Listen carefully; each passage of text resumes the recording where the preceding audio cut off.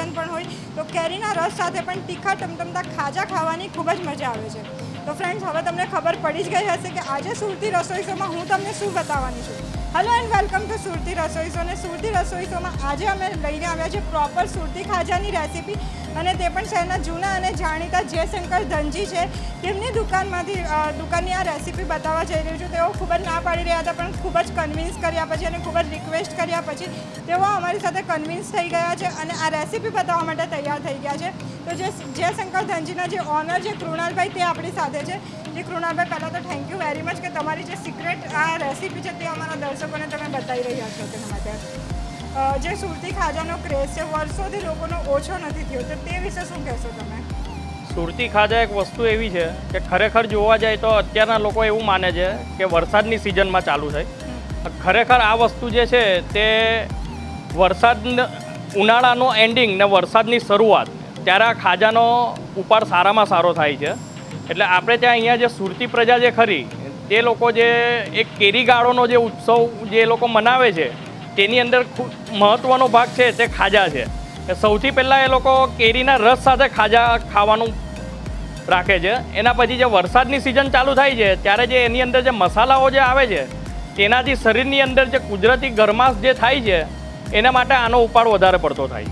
તો હવે આપણે દર્શકોને ખાજા બનાવવાની રીત બતાવશું. મારે ત્યાં અહીંયા જે તૈયાર કરેલું છે, આપણે જે હિસાબે આપણે જે ઘરે શીરો બનાવીએ છીએ તેની અંદર જે આપણે લોટ શેકીએ છીએ એ હિસાબે આ મેંદાને શેકેલો છે.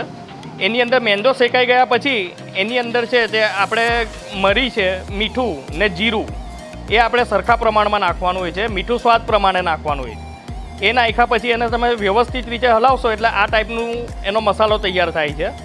એને જરા ઠંડો કરવામાં આવે છે, ઓછામાં ઓછું 3 થી 4 કલાક એને ઠંડો કરવામાં આવે છે. એ ઠંડો થયા પછી આપણે જે મેંદો બાંધીએ છીએ ખાજા માટેનો, એ મેંદો અહીંયા બાંધવાની હું તમને પદ્ધતિ બતાવું છું. આ મેંદો છે, એની અંદર હવે આપણે નાખશું મીઠું. મીઠું નાખ્યા પછી એની અંદર નાખશું આપણે હળદર.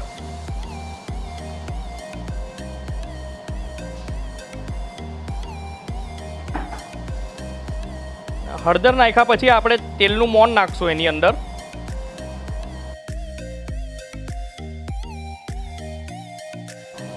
આ અંદર આપણે પાણી નાખીએ છીએ પછી મોણ માટેનું. 7 પડાવા આપણે બનાવવાના રહેશે આના પર.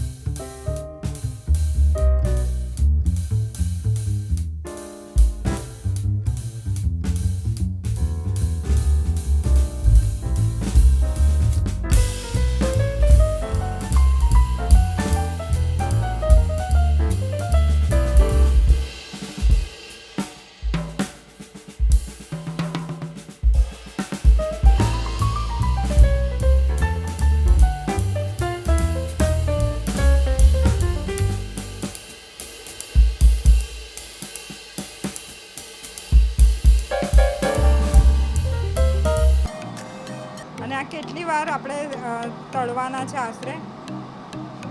આશરે એમ તો એ આપણે ગણતરી નહીં કરાય એની અંદર, આપણે જોવું પડે કે કાચું નહીં રહેવું જોઈએ. અચ્છા. તો બી અંદાજે ઓછામાં ઓછા 15-20 મિનિટ તો ખરી. 15-20 મિનિટ તળતા હા. લાગે છે.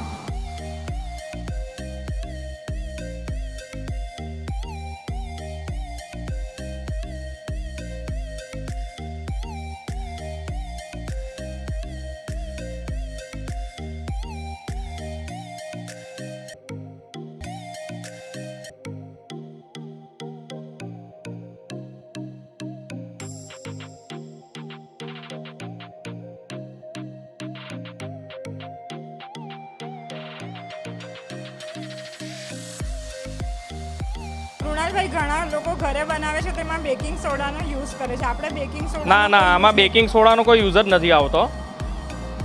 બેકિંગ સોડાનો ઉપયોગ કરવાની કંઈ જરૂરત જ નથી આની અંદર. બેકિંગ સોડા વગર પણ એટલા જ ફૂલે છે. આપણે ઘરે જે લોકો પણ બનાવે છે બધા બેકિંગ સોડા. નહીં. આમાં બેકિંગ સોડાનો ઉપયોગ કરવાની કંઈ જરૂરત જ નથી.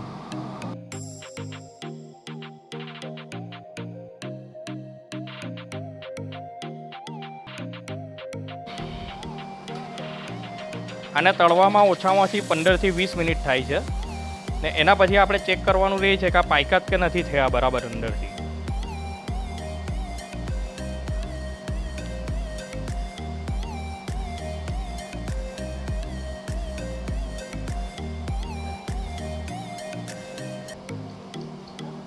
કૃણાલભાઈ, આમાં તેલ આપણે કયું યુઝ કર્યું છે?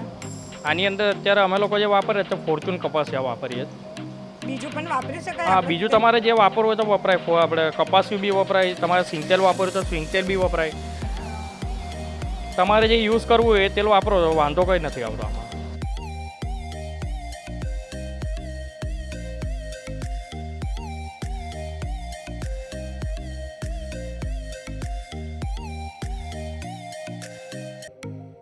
તો ફ્રેન્ડ્સ, તીખા ટમટમતા ખાજા કે જે કેરીની સિઝનમાં ખવાય છે, વરસાદની સિઝનમાં એની મજા માણવામાં આવે છે, તે રેડી થઈ ગયા છે. અને જે શંકર ધનજીના જે કૃણાલભાઈ છે તેમણે તેમની સિક્રેટ રેસીપી આપણી સાથે શેર કરી છે. અને તેમાં તેમણે બેકિંગ સોડા જે જનરલી આપણે ઘરે બનાવતા હોય એને યુઝ કરીએ છીએ, તે બેકિંગ સોડાનો કોઈ પણ જાતનો યુઝ નથી કર્યો. અને આમાં જે હોય છે તે મસાલો જે એનો હોય છે તે જ મેઇન હોય છે. અને એના જે પડ ચડાવવામાં આવે છે એ પડ ચડાવવાને લીધે જે ખાજા છે તે ક્રિસ્પી થતા હોય છે. તે એમને સિક્રેટ રેસીપી આપણી સાથે શેર કરી છે. તો કૃણાલભાઈ, થેન્ક યુ વેરી મચ કે તમે અમારા દર્શકોને તમારી જે સિક્રેટ રેસીપી છે તે શેર કરી તેને માટે. અને તમે સુરતી દર્શકોને શું કહેશો હવે? કંઈ નહીં, ખાજા હવે બનાવવાની રેસીપી તમે લીધી છે, ઘરે બનાવો, રસ સાથે ખાઓ, લીંબુ નીચવીને ખાઓ અને વરસાદને એન્જોય કરો તમે હવે. તો ફ્રેન્ડ્સ, તમને આજનો અમારો આ સુરતી રસોઈ શો કેવો લાગ્યો તે અમને જરૂરથી જણાવશો. જે સુરતની પ્રોપર ડીશ છે સુરતી ખાજા, તે બનાવવાની અમે આજે કોશિશ કરી છે. આ તમે ઘરે બનાવજો અને જો તમારાથી નહીં બને તો પછી અહીંયા તમે જરૂરથી લેવા માટે આવી જજો. કારણ કે અહીંયા જેવા ક્રિસ્પી ખાજા તમારા ઘરે બને કે નહીં બને એની કોઈ ગેરંટી નથી. એટલે તમે બનાવવાની ટ્રાય જરૂરથી કરજો, પણ નહીં બને તો તમે અહીંયાથી લેવા ચોક્કસથી આવી જજો. અને ફ્રેન્ડ્સ, આવી જ અવનવી રેસીપી સાથે સુરતના સમાચાર પણ તમે સૌથી પહેલાં જોવા માંગતા હોય તો અમારી ચેનલને લાઇક, શેર અને